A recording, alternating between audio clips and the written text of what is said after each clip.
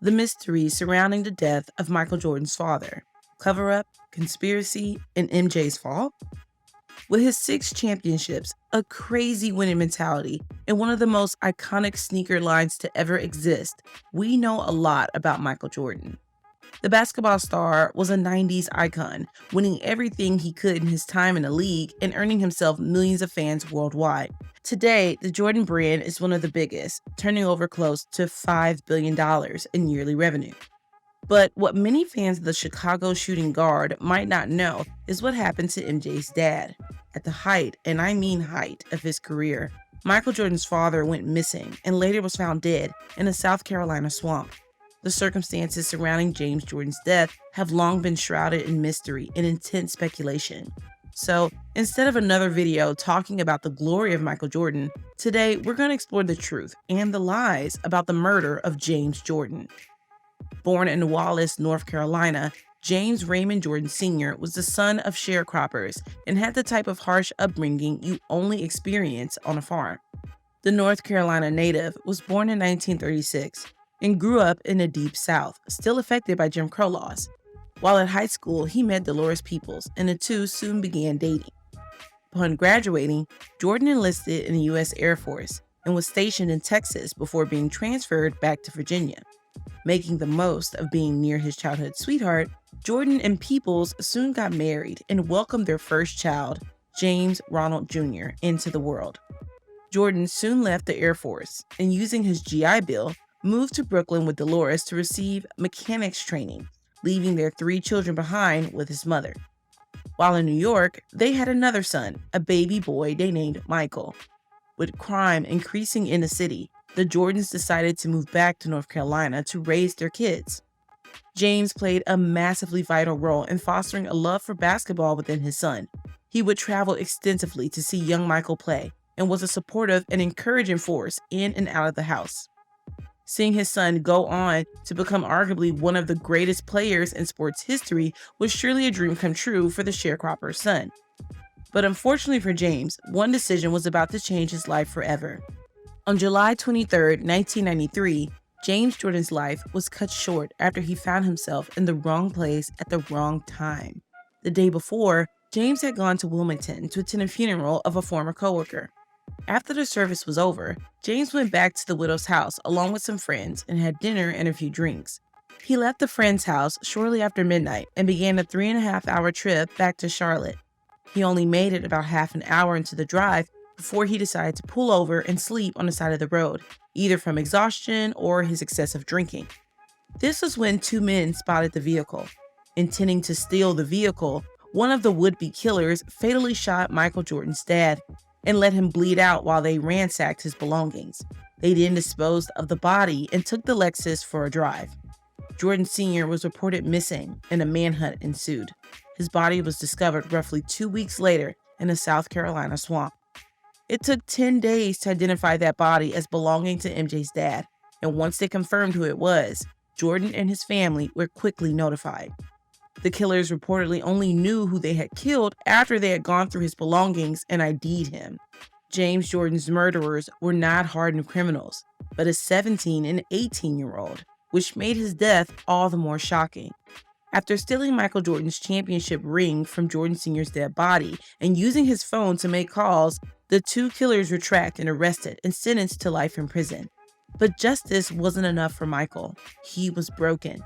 Immediately after the news of his father's demise broke, Michael famously retired from basketball and committed to playing professional baseball in an effort to fulfill his father's dream of being a pro baseball player. He said his father's death taught him how short life is, how quickly things can end. But lucky for us, Michael and baseball didn't stick, and after only a year playing for the Chicago White Sox, Michael made his NBA return, and you know what they say, the rest is history. But what of James Jordan's death? Well, over the years, there have been rumors and speculation as to the real reason behind his murder, each more dramatic than the next. So, was it really a case of wrong place, wrong time? Or is it something more sinister going on that we don't know about? One popular and prevailing theory is that James Jordan's death was no accident, but instead a targeted hit that involved Micheal's gambling addiction. Now, it's definitely no secret that MJ loved to bet. The Bulls franchise player bet on anything, and he always bet big. Micheal once had to pay $1.2 million in golfing debts after losing to Richard Esquinas, and his biggest ever loss came on a craps table, draining $5 million in one night in Vegas. Ouch. But just because he liked to bet big doesn't mean he enjoyed paying up, and MJ frequently found himself in trouble for not paying back his debts. That's when former mobster Michael Franzese sat down with Vlad TV and claimed that the murder of James Jordan was in fact a response to Michael's growing gambling debts. There was a lot of heat on the fact that because of Michael's gambling habit, his father paid the price. And he didn't stop there. He then claims that MJ stepped away from basketball not to realize his father's longtime dream, but because the league didn't want to deal with the PR nightmare. The NBA didn't want the press, so they asked him to leave for a while, and that's when he went to play baseball. And when things settled down, that's when he came back. The plan was always, from what I was told, for him to come back. However, Franzese was forced to retract his statement following another statement from Daniel Green, James Jordan's killer. Green admitted that at the time he had no idea that he just killed MJ's dad, debunking any theories that point towards this having been an organized hit. But despite all this, the case isn't as clear-cut as it may appear. And since the news first broke, internet detectives have been quick to point out some weird coincidences and decisions taken by not just the investigators, but by MJ and his family too. The first thing conspiracy theorists point to as being suspicious is the fact that it took 3 weeks for James Jordan's family to report him as missing. Initially, when the Jordan family couldn't get in touch with their patriarch, MJ had a security team start their own investigation. It wasn't until James Jordan's car was found in the woods near Fayetteville, North Carolina, that they officially reported him as a missing person.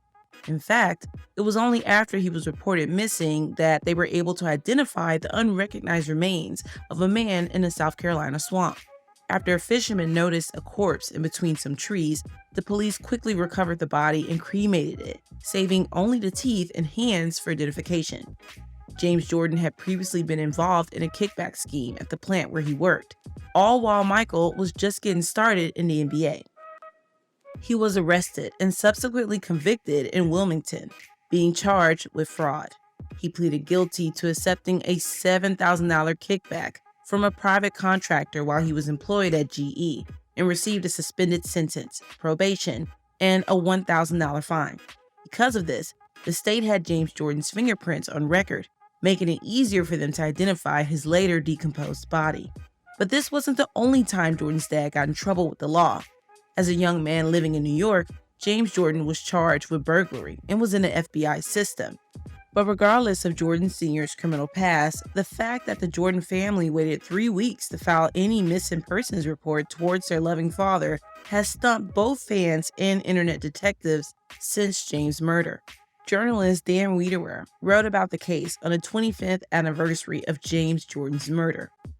How a man so beloved by his family, a man with so many children, would let him be missing for 3 weeks without reporting to authorities that he was not around, that he was missing, and that his 57th birthday would come and go without anyone knowing where he was. It's all a little strange, isn't it? And the Jordan family's silence definitely didn't help with public speculation. Investigators had a hard time talking to the Jordans about their father's death. Things got so difficult that District Attorney Johnson Britt decided to reach out to the family himself and see if he could get any evidence out of them.